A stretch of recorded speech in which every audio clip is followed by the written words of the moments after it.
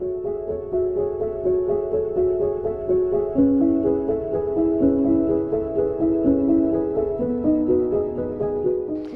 was introduced to Gulammohammed Sheikh's work when I entered the Faculty of Fine Arts in Baroda as a student. He was already a teacher there. In retrospect, I believe it was a great way to be introduced to an artist's practice by being around them, learning from them, observing them at work in front of the easel, mixing paints and wielding the brush as well. It was a rare revelatory process that allowed me to comprehensively understand certain aspects of his practice. I would say the early inspiration from his teaching was, wow, I want to be a storyteller like him.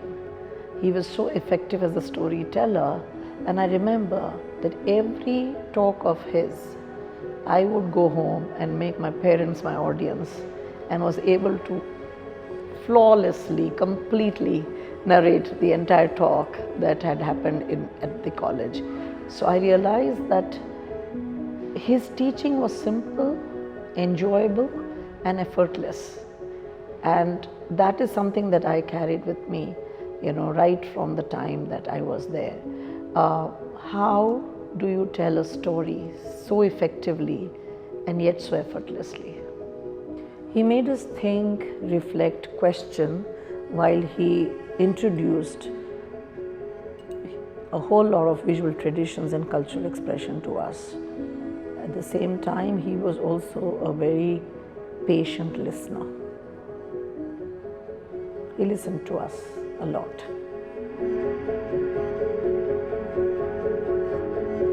I feel extremely honored and happy to have curated this major exhibition. I would describe it as a bit of excitement, responsibility. I would in fact describe it as a mix of excitement, responsibility and accomplishment. The curatorial process for me evolves rather slowly, going through various aspects of an art practice, ruminating and reflecting on it. One has to arrive at a principal thread that runs through a practice of maybe 6 decades or more. This is a slow decoding of the work, trying to understand it through different kinds of processes, through self-reflection, through a collaborative understanding between the artist and the curator, through a dialogue, through just merely observation of a body of work or a corpus of work that you study, and then you get a vision. Sheikh's world is a multi-layered, multi-perspectival, multi-dimensional world, because he is not just an artist, he's not just a painter, I would say. He's a poet, he's a pedagogue, he's an archivist, he's many, many more things. He wears many, many hats, and that in fact makes it even more intriguing and exciting. And I've always been fascinated by his practice, because for me what draws me closer to it is that there is a kind of a triangle, which was my first diagram that I drew, which had architecture, city and people. That's how I started my idea of the exhibition. And if you see, these three translate into spaces, into form and into figures. I was building these chains and links between works that were done through phases or through decades, and each phase really took me to the other to understand how he took these preoccupations further. Because so when you actually move into this exhibition space, you see his philosophy of a multi-perspectival view or of life as a kaleidoscope unfolding. If you enter the main central room, central gallery, you would see that there are walls in the form of a house. There are thresholds within that, in which, in a way, a viewer sees, the viewer can actually see through multiple doors. They can also see from multiple vantage points. Okay, so you will navigate the space, going in and out of his architectural, reflections in his on the canvas, but you are also seeing it from partial view, from full view, from a distant view, from a frontal view, which is to say that the very design of the exhibition, the very strategy of curating was to incorporate all that Sheikh's practice is about, and how do you embrace it, and how do you really make people come closer to it. That was the whole idea of this exhibition, and for me it was an extraordinary journey, I would say, and an exhibition I've thoroughly enjoyed doing. So there are multiple ways of actually looking at this exhibition. You look at it as an artist's journey through 6 decades or more. You also look at how the evolution of his practice, but you also look at how a curator has understood his world or his practice and has culled out, ways of taking it further and putting it out in the experience of the exhibition.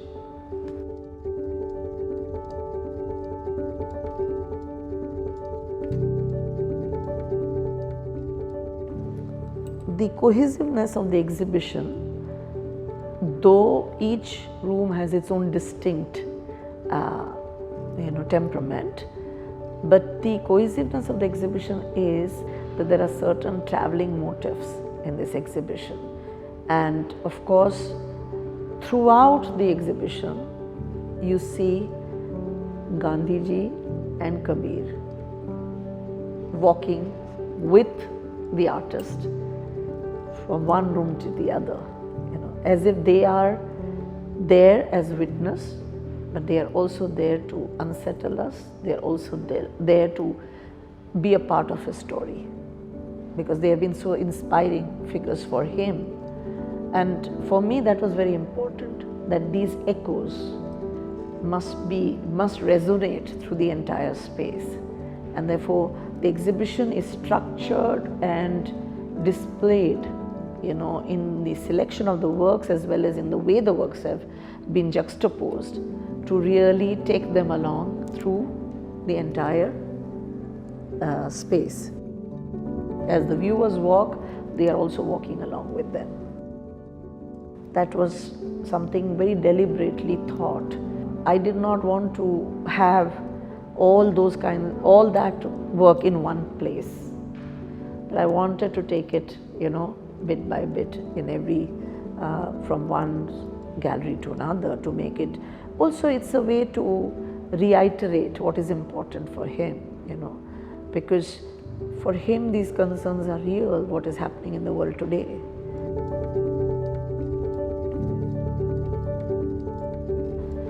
So in response to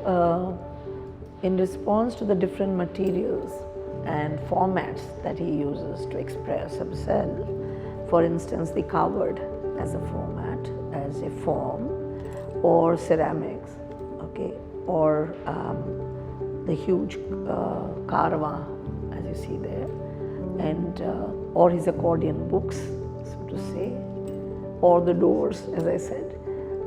It's very interesting that in the exhibition, for me, that also gave me an opportunity to really design how they must be seen, where should they be placed, and particularly in the rear gallery, which is a very long gallery, I really enjoyed the conversation that has been created, which is a very telling conversation between two works that were created or painted in times of turmoil and times of communal riots, City for Sale and Ahmedabad, the city Gandhi left behind.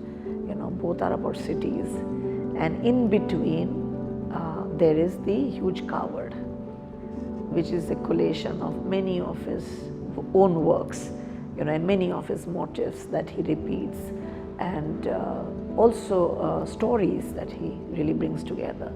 So when you look at the view The view is of a work that was done in the 1980s and then in 2002 or 4. And this long passage that really the viewer goes through is also talking about how we haven't learned lessons from history, you know, and what happened in 80s in fact came back in the worst form in 2002. And this end you have a very color saturated painting and also densely populated painting that you see, City for Sale.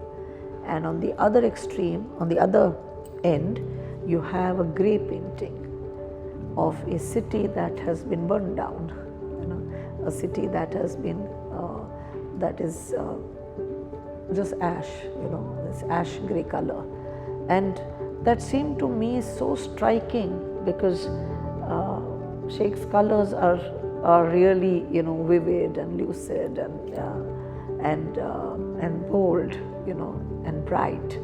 And here the contrast between City for Sale and Ahmedabad was, for me, that was one of the first things that happened in my layout, which is the exhibition did not start where it starts.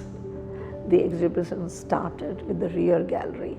This is that thread I was talking about, that there is a thread, okay, a principal thread that runs through the work and culminates even when you go back to Karwa, okay, which is a huge boat in troubled waters maybe, you know, but people are together as a community. And so I think these are all meditations on a practice which is intense, a practice which has many dimensions, a practice of an artist who is a thinker, a poet, a teacher, you know, and an archivist, a painter, many more things. And how do you bring all of this together is what curation is, and to bring it together meaningfully and in a way that it can be accessible for viewers.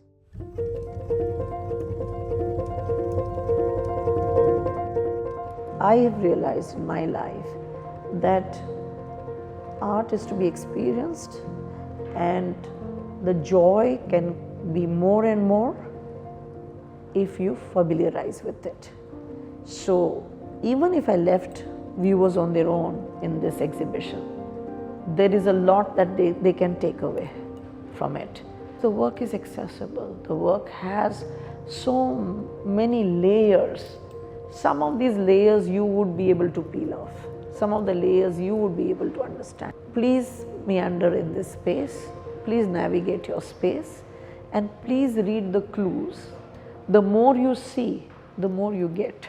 I've been very moved and touched by viewers to this exhibition, visitors in this exhibition, because they don't know me. I quietly come and I'm in my workspace, but I see them and I stop just to see what they're doing, and I realize that they are really engaging with the work. You know, they are trying to read about it. They're trying to read the text. They're trying to see images, and it's very heartening that such a huge audience is coming to see this exhibition and are engaging with different aspects of it, and they all have some takeaways from it. And I think that is what perhaps is the most heartening when you curate an exhibition.